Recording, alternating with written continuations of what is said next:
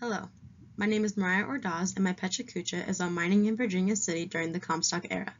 Some of the things I will be talking about are how the Comstock got its name, the discovery of the Comstock lode, the dangers of mining, the mining process, mining tools, the effects of mining on the other aspects of Virginia City and nationally, and mining law.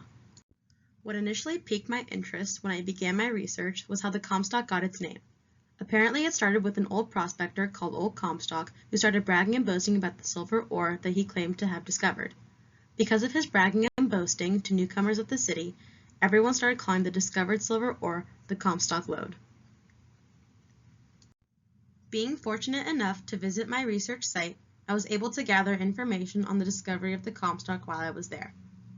It began with two men, Peter O'Reilly and Patrick McLaughlin, discovering a bluish-black sand that gold particles clung to. Only wanting the gold, they threw the bluish-black sand away. After the discovery of the bluish-black sand, some samples of it were extracted and taken to San Francisco to be analyzed. It turned out that the bluish-black sand was in fact silver chloride, which then in turn made the mining in Virginia City during the Comstock era so much more valuable. This is how the Comstock silver lode was discovered. The next subject I found interesting in my research was the dangers of mining during the Comstock era in Virginia City. Back then, there were three main dangers that miners needed to be wary of. Those were mine collapses, mine fires, and extreme mining conditions, each extremely treacherous in their own way. Mine collapses were very prevalent during this time, and during my interview with Dr. Danko, a professor at the University of Nevada, Reno, I learned that it was due to the long timber beams they used to support the inside of the mine. The long timber beams, after a while, would absorb the moisture underground, weakening the wood, causing it to break and collapse the mine. Mine fires were by far the deadliest of the three mining dangers. This is because depending on where the fire was in the mine equated to how many miners survived. An example of this was the Yellow Jacket mine fire of 1869, which killed 37 men. The Yellow Jacket mine fire was the deadliest fire during the Comstock era. The last of the three main mining dangers during this time were extreme mining conditions underground, such as extremely high temperatures and steaming hot water. Temperatures could reach 130 degrees at times, allowing the miners to only be able to work for about a half hour before they needed a break to chew on some ice in order to cool down. The next subject of interest is the mining methods that were used during the Comstock era. Early mining excavation utilized picks and shovels to dig glory holes or pits to reach the ore body from the surface. They also utilized the wash-out process, which used amalgamation to separate gold from other particles, as well as the Merrill-Crowe process in the clarifying stage of the mining. These processes were used at the beginning of the Comstock era. As the Comstock era continued, mining methods evolved into more efficient and effective ways of mining. One such process is hydraulic mining. This is when high-pressure water jets are used to dislodge rock material as well as move sediment to get to the gold and silver ores beneath the surface. During my research, I found an abundance of mining tools that were utilized during the Comstock era in Virginia City. At the very beginning of the era, more primitive tools were used, such as long toms, rockers, and sluices.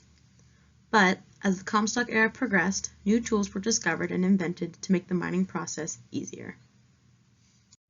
The three primary tools that were used to mine at the beginning of the Comstock era were long toms, rockers, and sluices. All three of these tools were used to wash the mine gravel in the hopes of separating the gold particles from other sediment.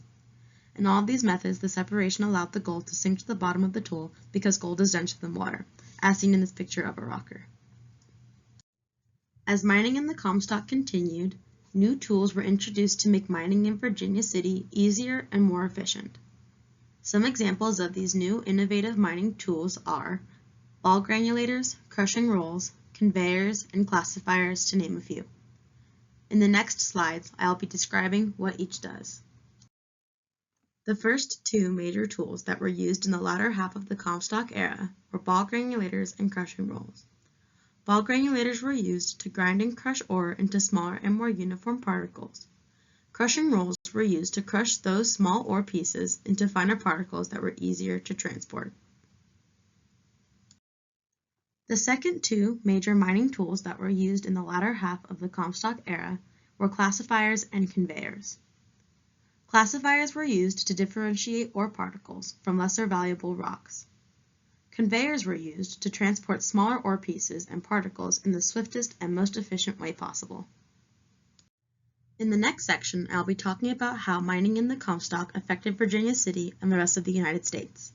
The first major effect was the introduction of the Transcontinental Railroad to Nevada.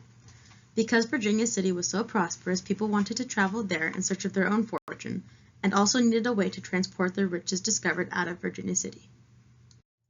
Because Virginia City was flourishing, Abraham Lincoln saw the opportunity to use the riches being discovered to fund his side of the Civil War. In order to get these riches, he made Nevada a state. Therefore, without the Comstock lode discovery, Nevada may have never become a state, and the Civil War may have ended much differently. The last major influence that mining in the Comstock had was the discovery of Samuel Clemens, or Mark Twain. Samuel Clemens was invited to come write for the Virginia City paper during the Comstock era to make the mining news more exciting and enticing. It was here that he started using his pseudonym, Mark Twain. The last interesting piece of my research about mining in Virginia City during the Comstock era was the foundation of early mining laws. These mining laws were established to prevent havoc and chaos during the mining and between the miners. These laws instituted how exactly one could claim an ore body, where one could lay claim, and placed restrictions on taking from other people's discoveries.